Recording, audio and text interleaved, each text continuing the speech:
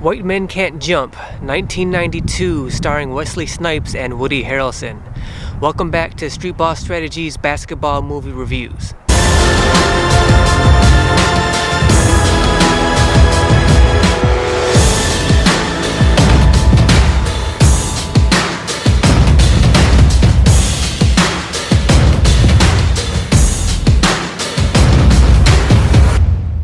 White Men Can't Jump was written and directed by Ron Shelton and tells the unlikely partnership between Billy Hoyle and Sidney Dean as they play basketball at local parks and use that as a means to try to provide for their families. And essentially it's a buddy comedy between Wesley Snipes and Woody Harrelson. But it also goes beyond that. It's not just a buddy comedy, it's also a sports movie.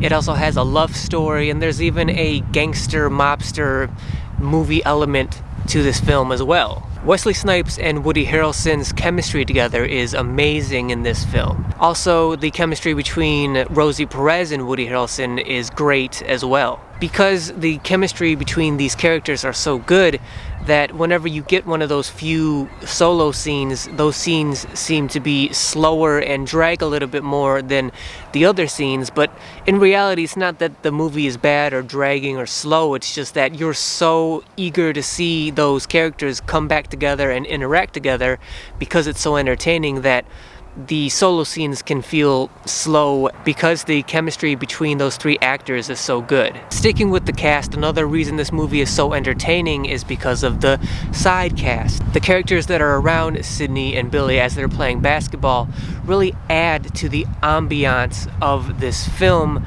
because of the interaction that takes place between them. And those side characters' personalities really come across in the film even though they don't have a large plot in the movie. It really sets the ambiance and the environment for park basketball when you get that interaction and the trash talking amongst those characters. So let's talk about the basketball in the movie. This is one of my favorite films of all time, so I've done extensive background research even prior to doing this review. And the basketball consultant for this movie was Bob Lanier from my own beloved Bad Boy Pistons. And he's quoted as saying that by the end of this movie, Woody Harrelson and Wesley Snipes had Division II college basketball skill. I don't know about all that, but what I do know is that Woody Harrelson did have a background in basketball. He did have a fairly consistent jump shot, but he wasn't very athletic. Whereas Wesley Snipes doesn't have a background in basketball, but is pretty athletic. But because of the way the basketball dynamic works out in this movie, Sidney Dean actually does most of the work on the basketball court in this movie, even though he doesn't have as much of a basketball background as Woody Harrelson has. Really, Billy's only job on that team is to hit the open jumper. Sidney is pretty much responsible for setting up the offense, handling the ball with fancy dribbling, getting into the lane with a fancy dribble move and layup move, getting into the lane, drawing in the defense, and then kicking the ball back out to Billy to hit an open jumper. And Sidney does most of the other work. He draws in the defense with his fancy moves and then kicks out to Billy. Sidney will hit the occasional jumper and make the occasional fancy layup, but I think it's portrayed in the movie that the majority of the scoring is done by Billy and his open jumpers. And I find that fascinating in this movie, taking into account the basketball environment and climate at the time, where the whole idea of basketball play in terms of roles and race at that time was the slow, unathletic white guys pass the ball to the athletic black guys and get out of their way while they do most of the scoring. And I love the way that that's the way the basketball plays out in this movie, is that Sidney does most of the work and Billy does most of the scoring. Overall, the basketball is fun. It's fun to watch. The moves and skills they do on the court are entertaining, and it just feels like fun, entertaining park basketball. One of the key elements to the basketball in this movie is that this is one of the only and probably the first basketball film that deals exclusively with playground, park, street, and tournament basketball. And that's great for me personally because that's exclusively what I do as well. Because this movie's set exclusively on the park in the playground, Ron Shelton was still able to write this movie and make the basketball feel important, in that it really matters. The games really matters. The outcome of the games are very important to the characters and to us as an audience. And as a park basketball player myself, I really appreciated how that came across in the movie and the script. So is White Men Can't Jump a good movie? Definitely it is. It's more nuanced, it's more in-depth than it appears to be on its surface. The first time watching it is a fun, entertaining experience, but as you rewatch this movie, you get to understand more of the depth and nuance that takes place in the characters and the plot. And because it's rewatchable, because it's fun, because it's entertaining, it's a good movie. Did the movie accomplish what it was trying to do?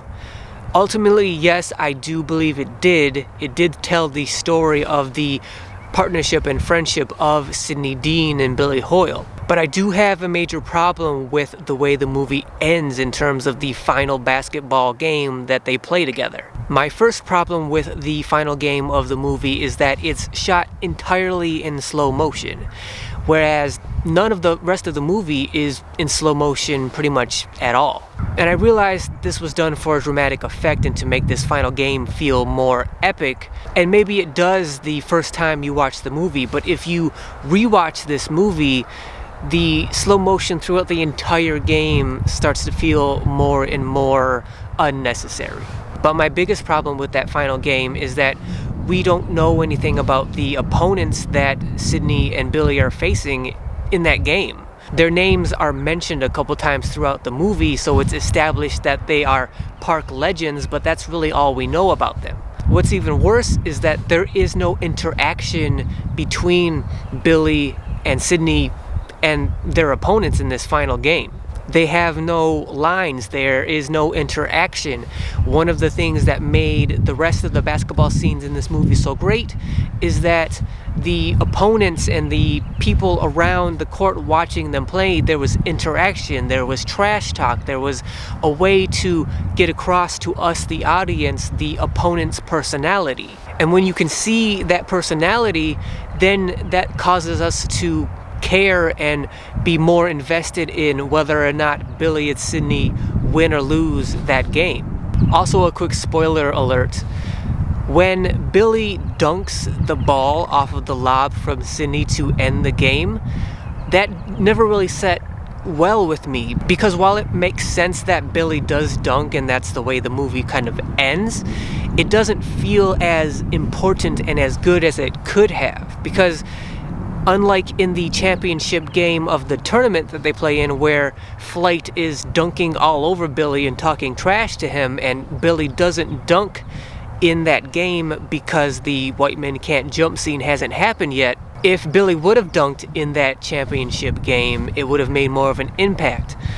In this game, when Billy does dunk, it doesn't feel as impactful because it's not like Duck or King was dunking all over Billy and talking trash to him about it, and then Billy dunks on them to end the game and take their money. Had that happened, it would have been more impactful and felt more conclusive. But just the fact that, you know, that's the way they wanted to end the movie, with Billy dunking the ball off a lob from Sidney, it feels like that final boss fight game could have been written in a more impactful and important way to make that lob and dunk by Billy at the end feel more conclusive and impactful. Should you see White Men Can't Jump?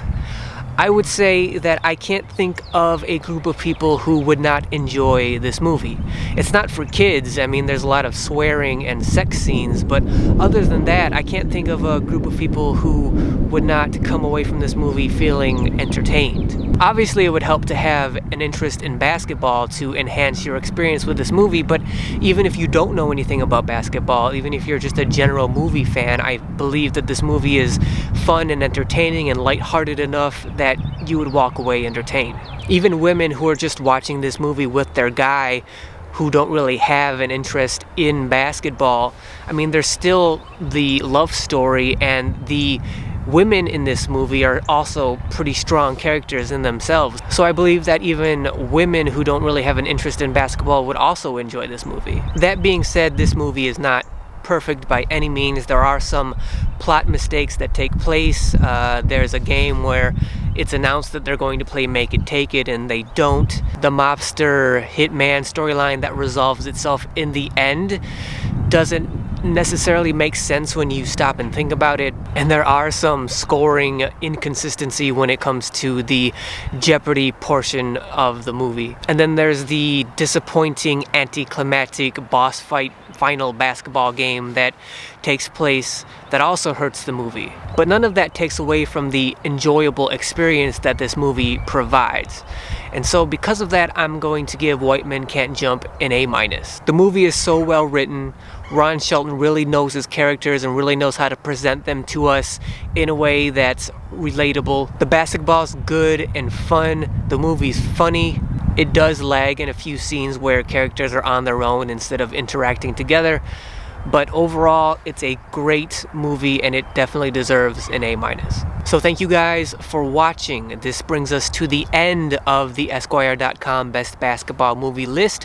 White Men Can't Jump was number 1. The reason I didn't bring this up at the beginning of this video was because I've come to not really like or agree with the Esquire.com list. But I am glad that I went through it. I did 19 of the 20 movies on the list because Cornbread Earl and Me is not a basketball movie and I didn't review it because of that. And I've come to understand and have an appreciation for basketball movies that I didn't have before. So if there's anything else, any movie, TV show that you guys would like me to review, let me know and I'll be happy to do that for you guys. Just this week, a new Netflix documentary series is coming out called Last Chance U, the basketball edition, as opposed to the last edition, which was football. I may do a review of that series as well. If you guys are interested in that, let me know down in the comments. So thank you guys for watching.